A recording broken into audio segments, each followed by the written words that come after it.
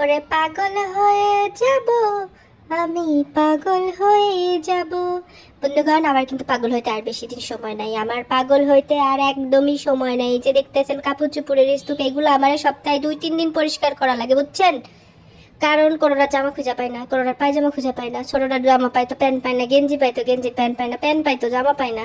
মানে একটার পর একটা জিনিসপত্র আমার হারাইতেই থাকে। আমাদের রুমে আমাদের বাসায় মানুষ হচ্ছে 6 জন, তার মধ্যে এই 6 জনের কাপড় চোপড় টুকটাক মতো গোছাইতে হয়, সব কিছু করতে হয় আমার একার। বুঝতেছেন আমার ব্রেনের উপর দিয়ে কি পরিমাণ চাপ যায়? মানে মনে হয় মাঝে মধ্যে আমি একদমই পাগল হয়ে যাব।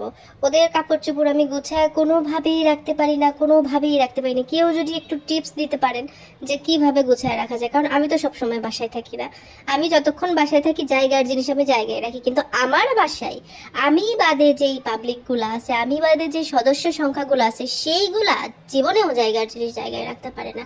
ওদেরকে আমি কোনোভাবেই শিখাইতে পারি না। তা আমার আর পাগল হইতে বেশি দিন সময় নেই, বুঝছেন? এই যে জিনিসপত্রগুলো এগুলো গুছাইতে আমার যে কি পরিমাণ প্যারা খাইতে হয়।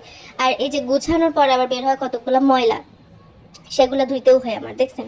এগুলা ধোয়ার পরে সুন্দর মতো শুকাইতে টুকাইতে দেওয়া সবকিছু আমার একার কাজ। মানে আমি একা মানুষ, আর বাসায় আমি বাদে আরো 6 জন মানুষ, এই 6 জন মানুষের টেক কেয়ার করতে হয় আমার একার। এমনি এমনি তো কইনি শোনা, পাগল হয়ে যাব। আর বেশি দিন সময় নেই পাগল হইতে। তো তোমরা যদি কিছুদিন পর আমার খোঁজ না পাও, তাহলে পাবনা মেন্টালে যে আমার খোঁজ নিয়ে দেখবে আমি ওখানেই আছি।